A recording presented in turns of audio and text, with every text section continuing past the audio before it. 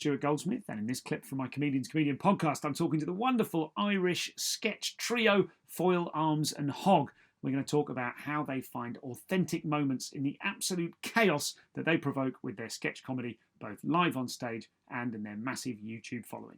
Here's Foyle, Arms and Hog, and we'll also find out where they get the name from. So here they are. And I've got to say as well, as someone who hasn't seen you live, I have been loving your online stuff. Cheers, Stu. And I would say, and I posted it this morning in the ComCom group, as I've been, kind of researching you over the last couple of weeks, one-man play could have been written for me to enjoy. It tickles everything in me that I'm like, oh God, oh my fucking God, this is written for me. This is like Inception. And I want to get in, we'll get into some of that as kind of like a motif of we'll unpack that in a bit. I had a really interesting listener question. The listener's going mad, going, oh, finally, been recommending you for a long time. I had a really interesting listener question that might be a good place to start, which is from Sandra Hayes, who says, I'm really interested in whether they think coming from a scientific background rather than an arts background has shaped the way they approach their comedy. Also, watch Arms get upset at the notion of Foyle's architecture background being considered scientific. Yeah, well, we'll get to that in a second. Yes. I suppose I approach it from an arts and a scientific background with my 2 degrees in science and architecture. This is such bullshit. And so the lowly scientist over here. Sorry, I didn't mean that. It was a slip of the tongue. So, this is this used to actually annoy me. Now I find it funny, but he did architecture, and after 3 years they handed him a science diploma, right? No, it's actually a degree. He says higher level degree. I've never seen the paper. You did. I brought it in once. Did you bring it in? Probably. Oh my God. Do you know what made it worse? Is because basically architecture was like a 5-year course. After 3 years, a lot of people don't want to do it, so they give you a degree so that you can go off and do something else, but at least you haven't wasted your 3 years. Well, you can't have because it's a science degree, but still, look, it doesn't matter. No, they gave me this, so I no use for this degree. I was going to finish architecture anyway, so I went looking for this degree to prove to Arms that it was a proper science degree, and I dug around. I was trying to find where did I keep it? Where was it? You vindictive bastard! I found it in a drawer, right, and it was rolled up, but holding the scroll in place was a baby's rattle.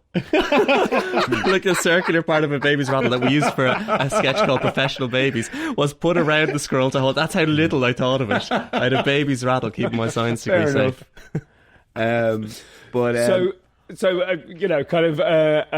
Means to attack each other aside. Let's talk. So the question was: is the scientific background rather than an arts background, has that shaped it? Because one of the things I think one of the kind of opening observations I would make about what you do is it's clean as a whistle. You're such an efficient three-hander sketch show. Like if you look at kind of the last 10 years, you've been going there for 10 or 11 years. Well, not that it happened, but it was 11 years ago you started doing Edinburgh. And to be the powerhouse that you are now, like everything must have worked to get you to where you are now. You've got these incredibly clean, organised aesthetics. You are using the festival to write stuff to complement the YouTube channel. It's all growing and building, and now must be at a kind of escape velocity, I would imagine. And that it seems to me like what might differentiate you from other 3 or 4-hander sketch groups that I've seen is you don't kind of have that, God, we're all a bit of a disaster and that's the joke. Do you know what I mean? What you have is a really clean, certainly in the stuff I've seen, a really clean, rehearsed, slick kind of aesthetic.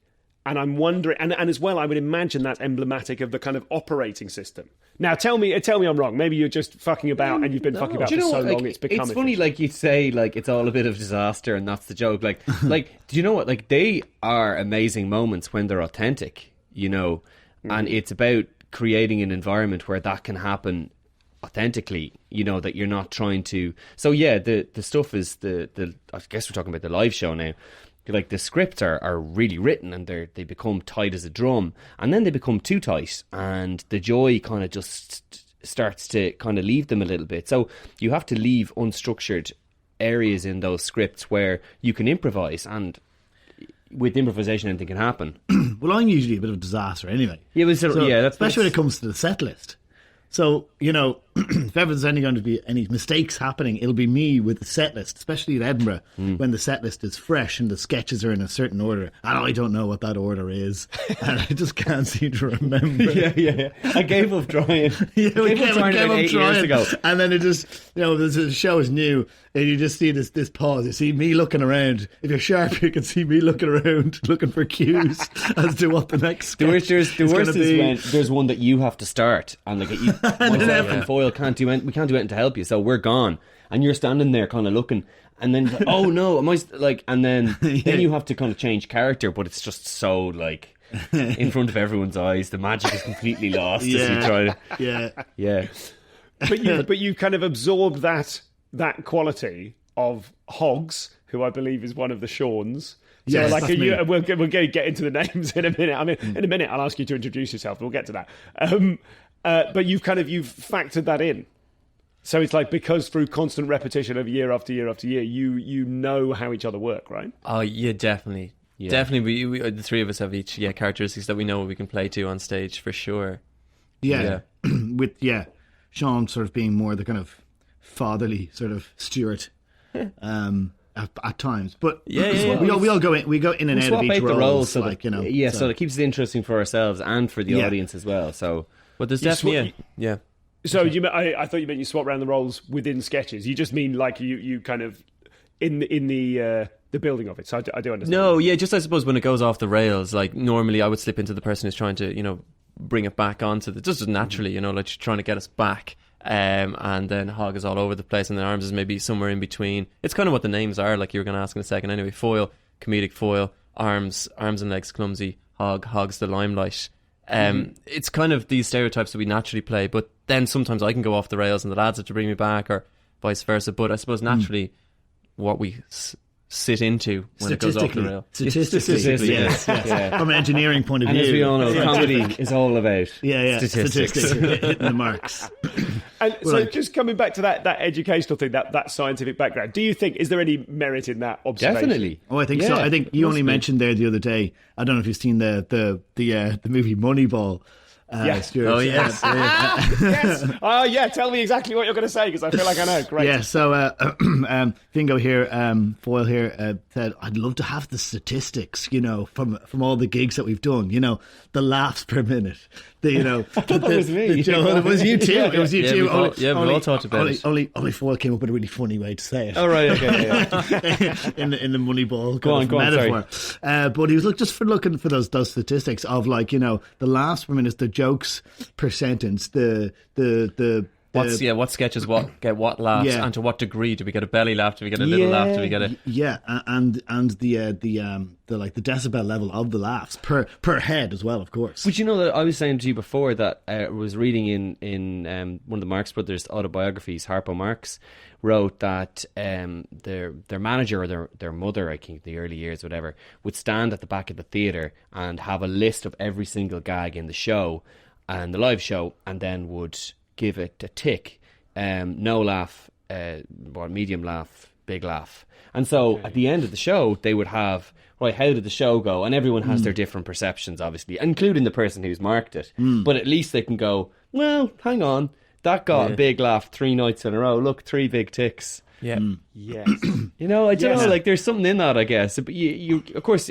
people just do that, but they do it in their head. But oftentimes that's what the benefit of having 3 people is, because you go, Foyle says, oh, I didn't think that worked really well, and I go, actually I thought it worked really well. And then Hog says, oh, it didn't work well at all. Back to square one. You do find that you're like, wait a minute, what room was I in? And I was like, oh god, I felt like I was dying on my hole out there on that particular line or whatever. And then you were like, no, they were loving that. Like, oh. Well, usually the person who says the joke is the opinion that trumps. Yes. Do you know what I mean? If it's a stalemate. Yeah. Because they're embodying it. You still have to trust that feeling. Yeah. Did you feel happy when you said this joke and they responded? Or did you feel sad? And that's really to put yourself through saying that joke over and over again. On the basis of 2 of your friends saying it's good. As you die It's like we used to equate it like, you're sending me over the top with like a gun with no bullets, or you're sending me over the top with a spear against a Gatling gun with that joke. Well, that's interesting that way. Sorry, Oh no, it's to say like just on that kind of science thing. It must be so much easier for three people to analyze a show because there's three eyes looking at it with a lot on the plate. Yeah. There's not much room for being delusional. Yeah, I don't know how, like, it must be very hard as a stand-up. Like, if I had to analyse all the sketches just myself, it'd be very different outcomes. Well, all you have to do is to look at a first draft of a sketch that we write where you think, or any one of us thinks, oh, this is really funny. And then someone else comes in and goes, yeah, but that makes no sense. That shouldn't go there. That needs to go up here. And we need to slightly change the premise. And then it's a way better sketch. And you think to yourself, if I was on my own, the draft one would have been the one that we... because you can't get out of your own head. That's what I always wonder about a stand-up when they write material. Yeah, when you have it on the page, you wrote it, you think it's great, and it's very, very difficult to step back from that material and be critical as to why maybe it's not working. Yeah.